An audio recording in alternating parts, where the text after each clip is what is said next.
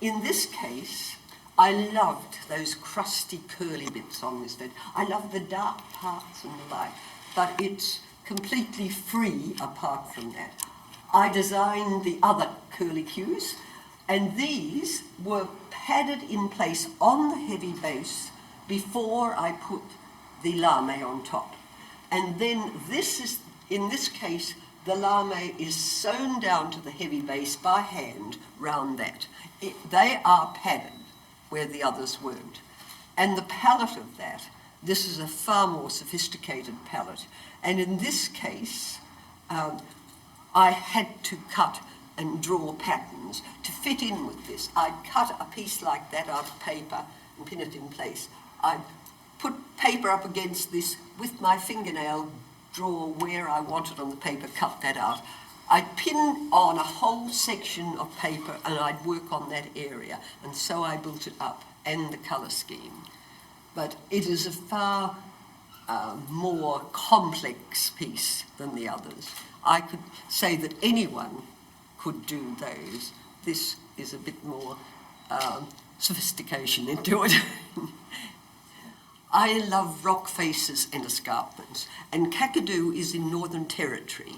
It is where Jim Jim Falls, the one round here is, and some of the rocks there are just so commanding. This rock surface over here, this has tree roots coming through it. And this one I did before I came over to America to teach at one stage. I don't remember the years I did. And I handed it to someone to put in an exhibition, and it won Best of Show for me, so that was a very nice thing. But I loved, recently, I loved that photograph. I blew up the photograph, and I loved the photograph that was inspired by. Recently, I've done a covered canvas for the gallery I'm in that is a section of that blown up. And it's completely different, but it's still the same inspiration. This was a far more commanding and almost threatening rock wall. The colours different, the whole feel of it, it's dangerous. Yes, yeah. And the rocks at the bottom, that's dyed Indian cotton, and they literally were just with breaking needles trying to go through it. I had to turn the wheel stitch by stitch to get the machine to sew it, because where they're overlapping at times, there's several layers of that down the bottom here. So that was a challenging, very heavy quilt, that one. But I think it's very dramatic and a different aspect of my work, I guess. For my 60th birthday, I was taken to El Questro in the Kimberley area. The Kimberley area ranges from the border with Northern Territory in the outback to the ocean in Western Australia. And this area is 1 million acres, and we stayed in the honeymoon suite, though we were married many years, and we looked out over the Kimberley with these wonderful rainbow bee-eaters, and we took walks up the gorges. This was Emma Gorge. I have a quilt that I did for a commission for a couple in Western Australia that's, in your language, 5 foot by 7 foot of the end wall of Emma Gorge. You go through the gorge and suddenly you come across this beautiful pool, clear, crystal clear water, and this end wall which was magnificent. And adjacent to it, almost at right angles, is the dark side where the sun wasn't hitting. And water seeped down it over this cave and dropped into the water. And this was called Droplet Falls. So this is just curved inward slightly, and over this edge, the water. So it's got all types of yarns on top, and these droplets of Swarovski crystals on it, and quite a lot of beads or in amongst the water as well. It's been one of my hot favourite quilts, but it was recently bought, when I was in Africa, it was bought by a collector from a photograph. He invited me over to his home in February, and I took over the quilt to show him, and I left him with the rods, so he'll get it when it comes home. This is Jim Jim Falls. Now, this is in Kakadu, and we went up by raft, up the river there, and the rafts were blown up ones, so I was behind my husband, holding on to his, and he did all the paddling. And then on a little island, I took this photograph, and it is just such a magic area.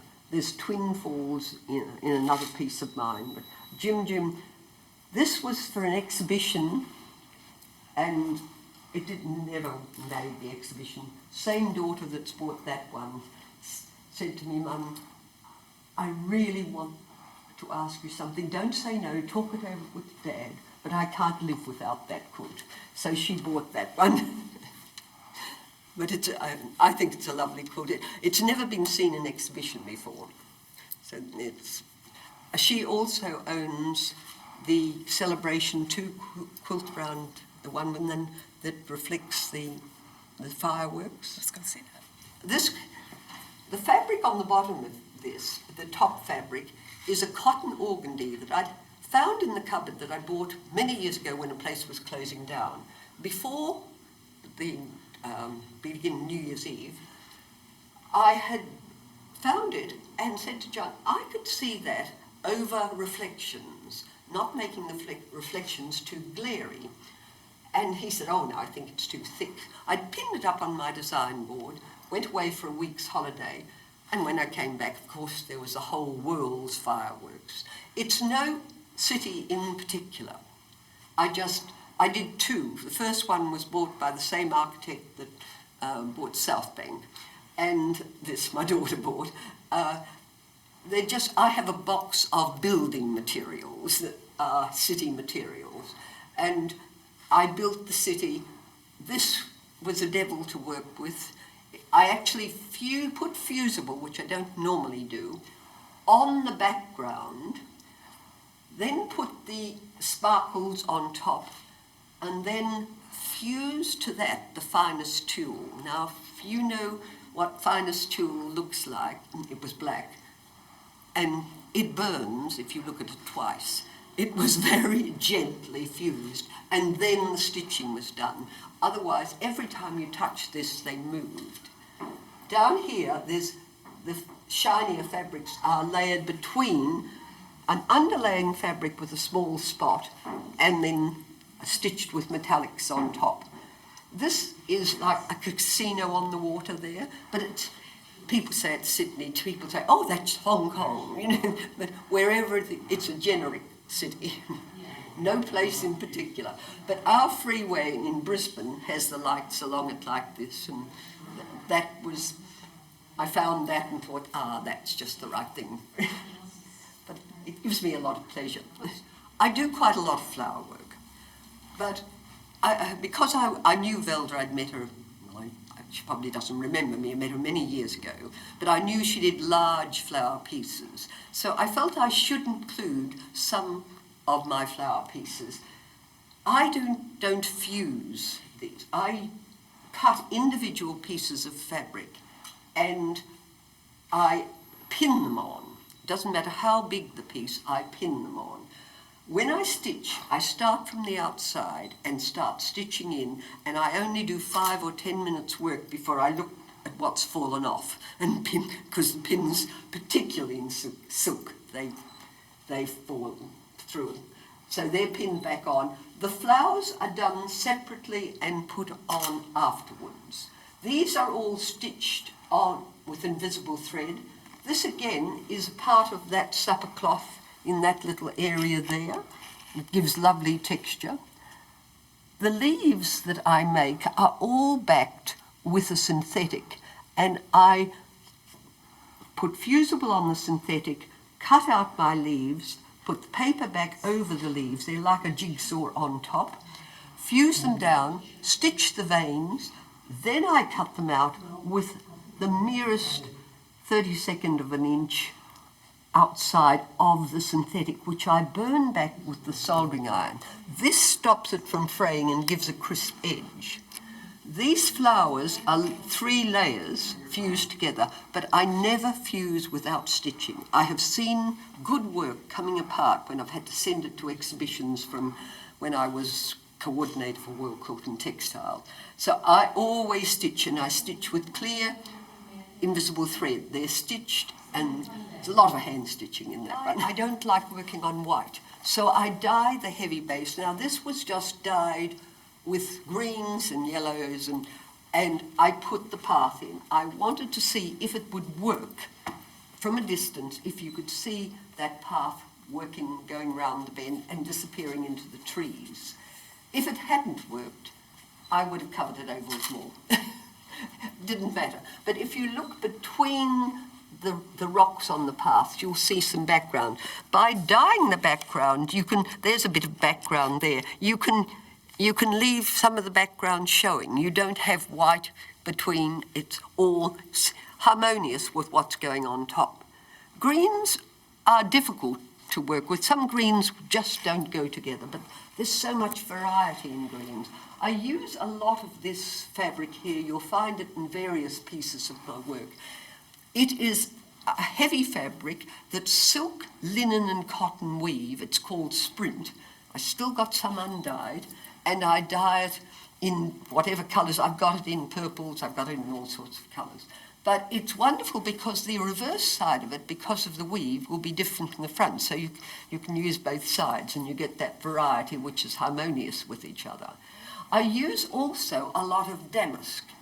My daughter, same daughter, was given a lot of old damask cloths, and she let students dye them as home economics teacher, and they dyed them badly.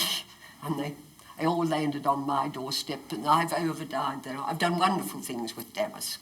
And damask, of course, has that sort of jacquard finish, so you get that light and shade in it. So it makes a lot of movement. I like things with a lot of movement in it, and you can see the movement that this fabric creates. Some of this fabric here, I use mostly my own hand dyes, but I'm not averse to using others. This was silk given to me on the silk route. We went with the travel company we travelled with. We went from Moscow to Beijing by private train, and that was, of all the many trips we had, that was the best trip. And I was given a lot of silk remnants because I was a textile artist. So there's another piece of mine that was for an exhibition called Exotica, where I used some of their silks that had most garish arrangement of stripes in different colours in, and I used that as a motif in one of the Exotica quilts. And those 2 quilts that I did for that exhibition were called Samarkand and Bukhara, the 2 places in the Kazakhstan, Uzbekistan, all those places. I bought this in Melbourne last year. It just was me. It's got a little jacket too, but Carol thought it would photograph better without the jacket. When Judy emailed me and asked me would I be interested in having an exhibition here, would I? I was overwhelmed, and she wanted 11 to 18 quilts. Well, of course I chose 18. And I said I would give her, I sent her immediately, she wanted them as soon as possible, 17 images, but the 18th I would do after the trip from Cape Town to Cairo. So I had no idea what I was going to do with the 18th. The other quilts were done in series, escarpments and forest and city, garden, water, these sort of series, so they were grouped. But this one, I had free rein, and I had done a small piece about this size as a commission for a niece who was moving into a new home, and she wanted in her bedroom all blues, no turquoise, all blues. I sneaked in a little bit of turquoise, I admit, but it was from the palest blue to the darkest, and it was called Galaxy. And I was down in Melbourne for a family reunion, and I helped him make a bed and looked up at this piece above the bed. A friend said to me, "You can't make beds." I don't make beds usually. and I thought, maybe another night sky piece.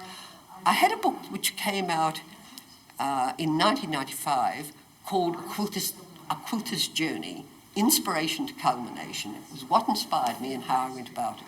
And the last piece in that was called Beyond Our Imaginings. It was a very big quilt, probably the biggest one I've ever done. And devil of a job to do.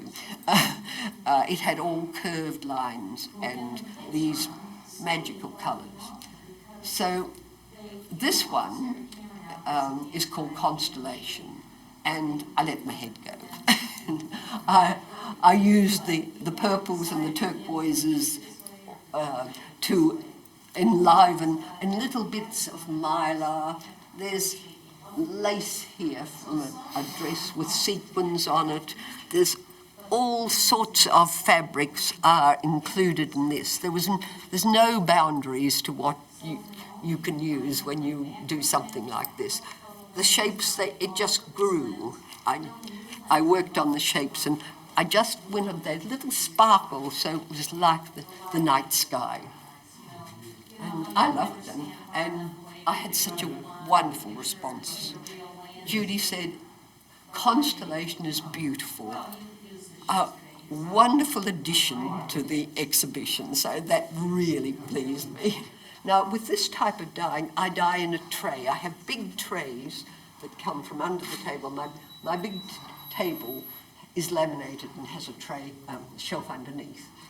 And I usually like my backing to be harmonious with the front. So I put a second layer underneath for the backing, but I wanted the backing fabric to be also enough for the bindings and rod pockets. So this was supposed to be the backing. It was too big for the tray, so I put folds in it so it would gather up, and then put this on top. However, when it came out of the rinsing, where the folds were, if you put folds in a fabric, the dye runs off it and runs down. So there was this swish across it of water. To me, it was water running over rocks. So it became Watershed, and I dyed grey fabric for both of these as a backing. So they're quite different. I do not hang them together when I hang them, because I think this one is inclined to dominate, whereas I think that one is a very beautiful palette. And this yarn, which is a French yarn, a Scottish friend sent me, absolutely a devil to stitch, because any rough patches catches on it, and it's all hand stitched on, but I have it in two colorways. As you see, it's slightly iridescent, and it was just perfect for it, and the little crystals on it and stones. So that's how they came. Alaskans used to come to Caloundra to do workshops with me. In fact, the city of Caloundra made me an honorary ambassador because of all the people I bring to Caloundra. And they invited me back to have an exhibition and take workshops. It was minus 37 degrees when I got there, and but they met us with coats, fur coats and things. And while I was teaching there, one of my students had ultra suede, which I hadn't seen, which of course, being a synthetic, you can dye and manipulate, you can mold it. So all these little fungi are made with ultra suede. The backings of these, that was cream, and I dyed that. That's just hand sewn on. I make the branch, and all these little bits are dyed, and it lent itself so much to this. There was an exhibition coming up in Australia that year called Art Quilts in Public Places, and I had this one ready for it. I like to be ahead of deadlines. Carol Fallett came, and Carol said, "No, you can't take that down to Melbourne for that. It will have to come to Houston. So then I had to produce something for the art books in public places. I had already dyed this piece of fabric, so it was approximately the same size. This time I appliqued the trees. This one over here, the first one you saw, that fabric was steeped in soda, dried. Soda is what sets the, soda ash this is, the fibre active dye. And I have huge stretches and I paint the trees straight on the fabric. Because the fabric's dry, it doesn't bleed. There's very little bleeding on it. So that's done all as a painting straight onto the cloth. And at the end, you wash it out when it's all cured. This one, I dyed the fabric and then appliqued the trees. Again, I appliqued these with the ultra suede, the same sort of idea. These used to hang in my lounge occasionally, and they haven't been there for a while. I've had other things that dominated.